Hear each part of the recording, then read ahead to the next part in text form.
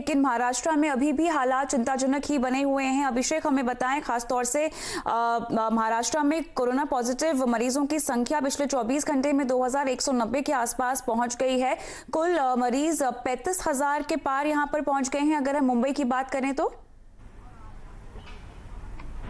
बिल्कुल, जिस तरीके से पूरे देश भर की बात करें, अगर 1.5 लाख से ज़्यादा मरीज है तो उसमें 50,000 से ज़्यादा मरीज अकेले महाराष्ट्र से हैं। 56,000 की संख्या करीब करीब है महाराष्ट्र भर से। अगर 24 घंटे की बात करें तो 2190 मरीजों की संख्या है, जो काफ़ी ज़्यादा है। खास करके ऐसे समय में सरकार जब प्रयास कर रही है और महाराष्ट्र सरकार दावे कर रही है कि देश में सबसे ज़्यादा जो कोविड टेस्ट है वो महाराष्ट्र में किए जा रहे हैं। अगर अमूमन सरकारी दावे की बात करें तो करीब 4 लाख के आसपास कोविड टेस्ट अकेले महाराष्ट्र में किए जा चुके हैं, जो पूरे देश में किसी भी प्रदेश से सबसे ज़्यादा हैं।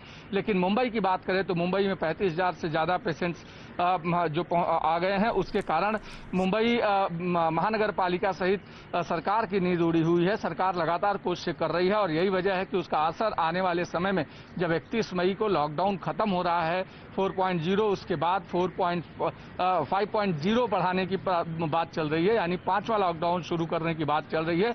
तो इसमें करीब कई शहरों को इसमें समावेश किया जाना है, क्योंकि जहां जहां पे केसेस बढ़ रहे हैं, खासकर जो रेड स्पॉट जोन है, उन सारी जगहों पर सरकार की कोशिश है कि वहां पर अभी एज इट इज चीजें रखी जाए ताकि थोड़े से चेंजेस आए। अगर रिकवरी रेट की बात करें तो रिकवरी रेट सरकार के दावे के अनुसार करीब 35 से 40% है महाराष्ट्र में, लेकिन वो कम है। कल की बात करें तो कल करीब 900 के आसपास पेशेंट्स रिकवर हुए थे, जबकि ओवरऑल बात करें तो 2190 नए पेशेंट्स आए थे।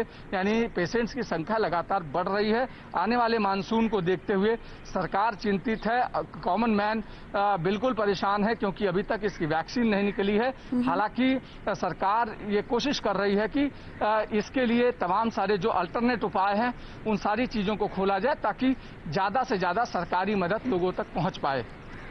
बिल्कुल, शुक्रिया रोहन आपका और अभिषेक आपका तमाम अपडेट्स हमें देने के लिए।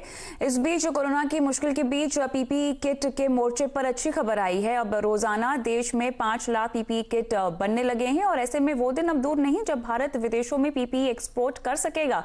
अप्रैल एक्सपोर्ट प्रमोशन काउंसिल को उम्मीद है कि अपैरल एक्सपोर्ट काउंसिल को यहाँ पर उम्मीद है कि सरकार घरेलू जरूरत को पूरा करते हुए एक्सपोर्ट की इजाजत देगी। लेकिन पूरी खबर जो है डिटेल में समझते हैं, हमारे सहयोगी आलोक प्रियदर्शी जुड़ गए हैं।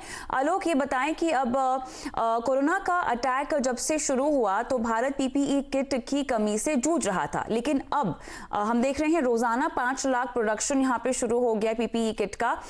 ये एक बड़ी सक्सेस स्टोरी हम मान सकते हैं, क्योंकि अब हम विदेशों में भी क्या इसको एक्सपोर्ट करने की हालत में है? जी बिल्कुल, पीपी किट के प्रोडक्शन के मामले में देश का टेक्सटाइल सेक्टर न सिर्फ आत्मनिर्भर बनने की राह पर है, बल्कि एक्सपोर्ट करने की भी तैयारी कर रहा है। अप्रैल एक्सपोर्ट प्रमोशन काउंसिल के मुताबिक इस वक्त देश में रोजाना 5 लाख पीपी किट का निर्माण हो रहा है और इसी के साथ देश में अभी तक 1 crore world class PP kit का उत्पादन हो भी चुका है। गौरतलब है कि प्रधानमंत्री नरेंद्र मोदी ने 12 मई को ऐलान किया था कि देश में रोजाना 2 लाख पीपी किट का उत्पादन हो रहा है, जबकि कोरोना संकट के पहले देश में एक भी पीपी किट नहीं बनता था। प्रधानमंत्री मोदी के इसी विजन के तहत सरकार ने 30 जून तक 2 करोड़ पीपी किट का ऑर्डर दिया था। कंपनियों का कहना है कि इस वक्त वो अपनी क्षमता के 50 से 60% काम कर रही हैं, लेकिन अगर लॉकडाउन पूरी तरह से खुल गया तो वो 10 लाख रोजाना पीपी किट का उत्पादन कर सकती हैं। उन्हें भरोसा है कि 30 जून तक का जो डेडलाइन है उसे वो काफी पहले ही पार कर लेंगी। लेकिन इसके साथ एक आशंका उनके मन में यह भी है कि अगर सरकार की तरफ से उन्हें एक्सपोर्ट करने की इजाजत नहीं मिली तो जब तक डोमेस्टिक जरूरतें पूरी नहीं हो जाती हैं और सरकार का टारगेट पूरा नहीं हो जाता है, उसके बाद उन्हें नुकसान भी होने की आशंका है। ऐसे में सरकार को इस टारगेट को देखते हुए एक्सपोर्ट करने की भी इजाजत मिलनी चाहिए। जो एपीसी है उसके मुताबिक इस वक्त सालाना देश में 10,000 करोड़ रुपए का पीपी किट का मार्केट है और ग्लोबली अगले 5 साल में $60 बिलियन का डिमांड क्रिएट हो सकता है। बिल्कुल, शुक्रिया आलोक तमाम डिटेल्स के लिए। हम आगे बढ़ते हैं। मास्क पहनने के बाद अक्सर किसी भी शख्स को पहचानना मुश्किल हो जाता है और ऐसे में अब बाजार में ऐसे भी मास्क मिलने शुरू हो गए हैं जिनको पहनने के बाद आपको आइडेंटिटी क्राइसिस से नहीं गुजरना पड़ेगा। मतलब अब हूबहू आपके चेहरे के निचले हिस्से की 3D प्रिंटिंग वाले मास्क आपको मिलेंगे, जिनको पहनने पर एकाएक देखने वाले को पता भी नहीं चलेगा कि आपने मास्क लगाया हुआ है।